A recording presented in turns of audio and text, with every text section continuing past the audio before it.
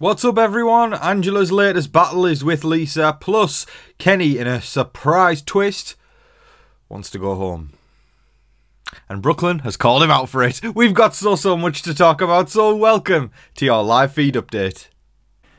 Right before we get started, folks, if you are new around here, please hit the subscribe button. It takes all of 0.2 seconds just to click that little button down there, and it would mean the world to me. We are very close to 25,000 subscribers, so help me get there, folks. It would really mean a lot to me. And also, on the other side of things, the YouTube algorithm can be a little bit tricky sometimes for content creators like myself, and, you know, supporting the channel can be as little as just clicking the like button, because it helps me get my video out there to more people, and yeah, it would mean a lot. So that's two little buttons, takes all of half a second to do it. Subscribe, like, click it. Question of the day now, folks, and we are quickly heading towards the second eviction of Big Brother 22, and a lot of the dynamics, I mean a lot of the dynamics, have changed up this week. So the question of the day is, heading into week 3, which is very soon, or as of right now when you're watching this video, who is playing the best game of Big Brother? You might have seen a couple seasons, you might have seen just this season, you might have seen every single season, but tell me, based off of what you've seen in the past, who are you looking at right now going, damn, they're a good player, and I think they could take the win? Let me know in the comment section below.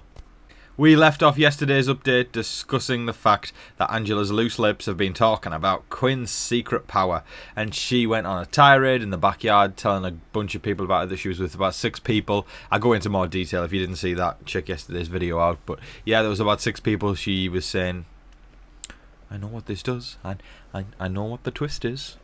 If you can read between the lines, I know.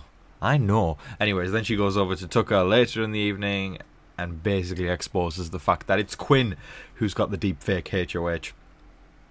And even though that conversation went on a while, Tucker didn't believe Angela, which, you know, I think says more about Angela's social game than it does Quinn's. If anything, that just shows Quinn's managing his threat level quite well.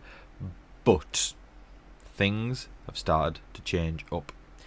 Chemo told Tucker that he knows that Quinn is the one with the deepfake HOH, confirming that Angela was right in the first place. So there's a couple of dynamic points to look at there. Chemo is in a fantastic position, right? Because Tucker believed every word he said. Much more trustworthy than Angela, but is that hard to do? No, it's not. The bar is in hell, right? So Chemo there shows his trustworthy level. Tucker also shows a good social game there, because it's not just Angela, it's also Chemo. And if it lasted longer, there'd be more people coming to him. So that's a tick for Tucker. Now, surprisingly, even though Tucker didn't believe what Angela said, if anything, that might slightly boost Angela's status and a social game, because it's confirmed a truth that she had put out there, you know, that she wasn't lying, she wasn't trying to stir the pot, she straight up said what she was talking about, and therefore it was confirmed by Chemo, and that's going to give her bonus points. Now, the only person who takes a hit in this loss is Quinn, because Quinn's finally being exposed for the power. But then again, I think there's still a few skeptics in there, people who think, Lisa's got something, it has to be Lisa, right? We're going to fixate on the fact it's Lisa. Lisa has to go, Lisa has to be evicted. Oh my god, Lisa's got a power, Lisa's going to... They're going to evict Lisa, and then all of a sudden, it's going to come up on the screen. The deepfake HOH is taken over, and they're all going to be gone. Apart from the few who actually knew. Alright, so that's going to be an interesting dynamic to see play out over the next few weeks. But yeah, we should probably talk about vote scenarios as well, because of course we have the AI arena now. Last week, of course, we saw Kenney, Matt and Chemo on the block, and they were all in a unique position in which, going into the AI arena, there was, if Matt stayed on the block, he was gone. If Chemo stayed on the block, he was safe no matter what, but he ended up winning AI, and Kenney would have only went home if Chemo and Kenney were on the block. Now, it's a very similar scenario this week, because if Lisa stays on the block, she goes. She's in the Matt position. So if Lisa versus Angela, Lisa goes. If it's Lisa versus Tucker, Lisa goes. Alright? Tucker is in the Chemo position where no matter what happens, he ain't going. But then again, it is Wednesday, my dudes, and... oh god, that was an old reference. It's Wednesday, my dudes, and therefore game talk always ramps up on a Wednesday. It's where people start chatting more because they know that eviction's just right around the corner. It's one sleep till eviction night. And, yeah, we'll see if things change up again today. But yeah, as of right now, Tucker's in the chemo position where it doesn't matter if he wins the AI arena or not. He's going to be safe. And Angela is in the Kenney position where Angela's only going to go home if Lisa wins the AI arena. Now, I know that's going to kill some people, but it's also going to cure some people.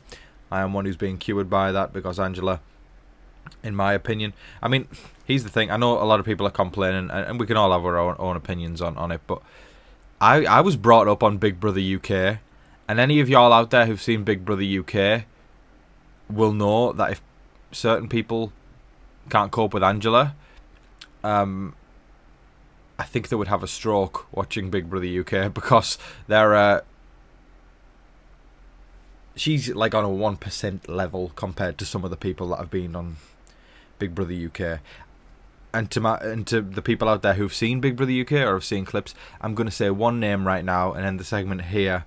Because if y'all think Angela's bad, y'all should check out Kim Woodburn. Time for an alliance update, and we've got T-Core, she's got a finger in all the pies, which is fantastic, you know. And this lineup here of a group that's potentially going to be put together, I think T-Core's working on it the most, but this group that could potentially be put together, you know, it contains Tucker, Joseph, Chemo, T-Core herself, Rubina, and Quinn.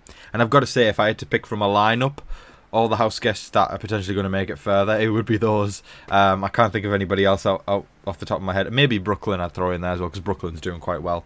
But I'm just looking at those names right now, and I'm thinking, damn, like, listen, most of those are house furniture. Listen, there's no doubt about that, right?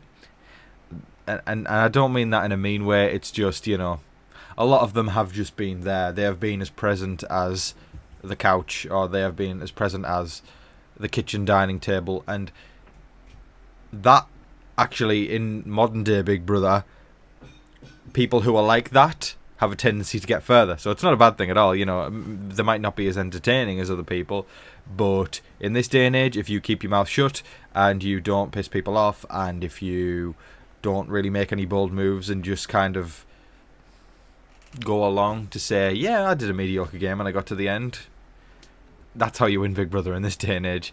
I mean, there's a couple of exceptions, because I feel like, you know, X did really well with the cookout, and Taylor fought from week one. I'm more so thinking about Jag last year. I mean, Jag, in my opinion, sure, he's a lovely guy, but one of the weakest winners we've ever seen. And I don't know if it's going to be another case of that. But again, we're only at week 2, and people have got a chance to zhuzh things up. But as of right now, that group is giving furniture. But maybe the furniture is going to start moving and getting up and about and start walking and talking. And maybe make some moves. We'll see. But as of right now, that is the furniture group. Are they doing well? Yes. Are they entertaining? Not so much. But I'll tell you what, I like a good chunk of that group, and none of them have done anything to annoy me or to make me go, I don't like you. I maybe look at some of them and go, a little bit overrated. But you know what? We've all got our favourites, and I've certainly got some favourites in that group. So that's a group, I think, if that does really form, watch out for that one, because I think that one could go far. Now, in an unprecedented move, nothing we've seen so far this season, Kenney has said that he wants to go home. It's getting a bit tired now, isn't it? A lot of people are starting to give a lot of backlash on social media because of this, because, like we've talked about a million times, so many people would give an arm and a leg to give it a shot in the Big Brother house. And Kenney just complains, unless he gets a bit of power, like the veto or whatever, or gets off the block. Then he's like, yeah, I want to stay all of a sudden. Then as soon as he hasn't got any power, he just starts whining and moaning again and moping around like he doesn't want to be there. And it's getting tiring. Pardon me, folks. It's getting tiring, quite frankly, and I'm finding it difficult to watch. Not difficult as in I feel sorry for him, difficult as in this is absolutely ridiculous, because it feels like a bit of a waste of a casting spot. I really wanted Kenney to be good, and if y'all know me around here, I always like to root for the older house guest, but he has given us absolutely nothing. All he does whenever he's not winning, or he's not, but he doesn't really do anything to make any bonds or social, or better his social game. He just sits there and complains and says he wants to go home, and it's just like, I'm starting to feel like Kenney could be the one that gets dragged to the end to secure a win. But man, if y'all are only watching the episodes, just know that Kenney is nothing like they portray him on the TV. On the TV, on the episodes, they portray him to be this guy who's, you know, he wants to show how the kids, show all the kids that the older guy can do it, and that, you know, he'll do anything to win.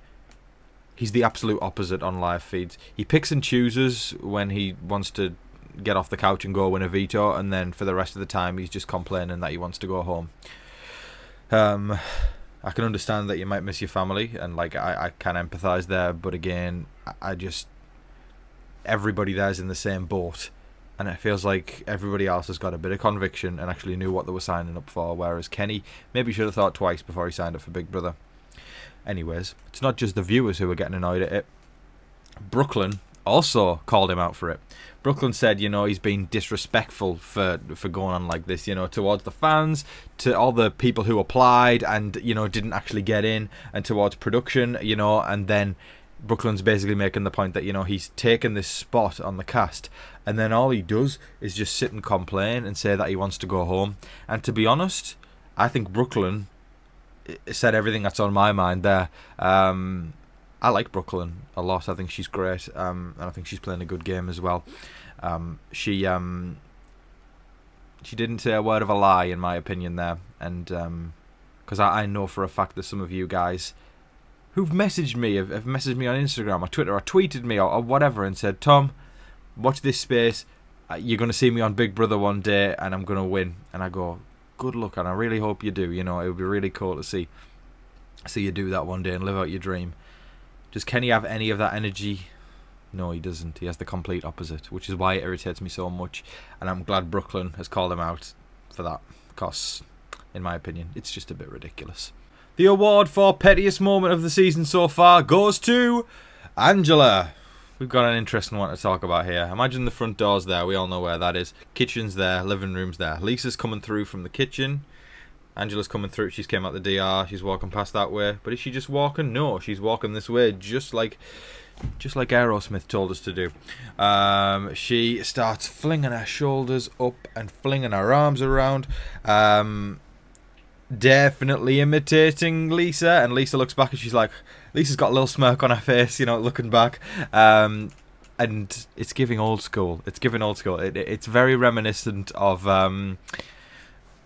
like, I don't know, something you'd see with Janelle and April on Big Brother 6, or Rachel Riley and any number of house guests. You know, it was very, very reminiscent of that, and it was given old school. Just the pettiness and the absolute, you know, it's not like any kind of personal horribleness. It's straight up just Lisa can't stand Angela, Angela can't stand Lisa, and they've been forced to live together on Big Brother.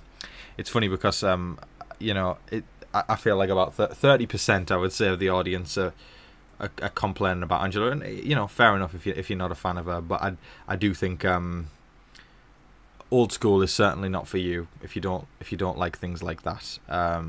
Nor would I ever recommend you watch any international version of Big Brother, specifically not Big Brother UK. I talked earlier in the video, 2 words. It's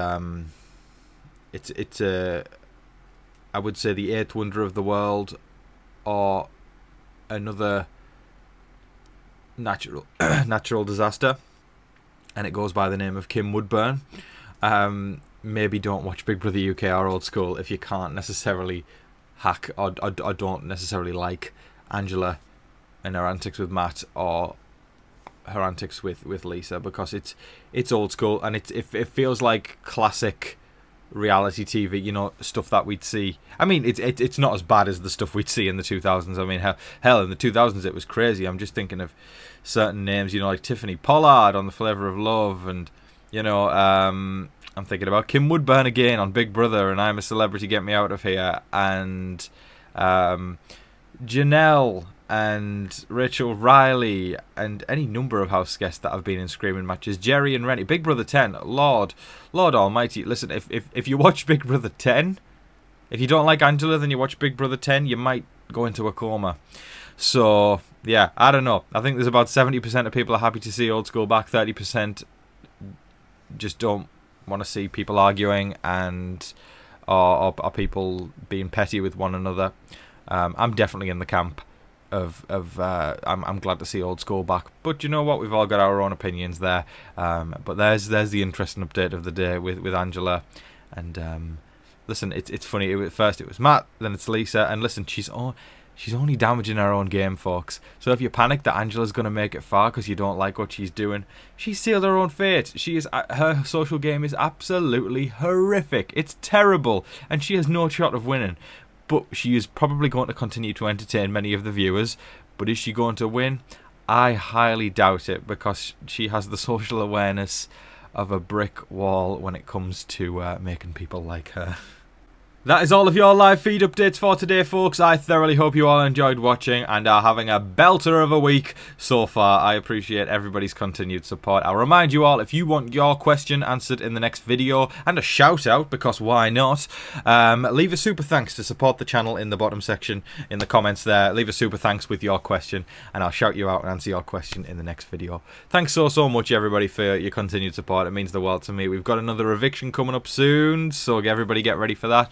But thank you so much, everybody. I might have said that a few times, but anyways, go check out Kim Woodburn. Just as a little bit of interesting afternoon viewing or evening viewing. Kim Woodburn, Big Brother UK. You're in for a treat if you like drama. Anyways. I hope everybody's staying safe, staying positive, and staying healthy out there. And remember to be kind to one another. But in the meantime, please don't forget to like, share, comment, subscribe, do all of that wonderful stuff. But until your next live feed update, I've been your host, Tom Vasey. Good night.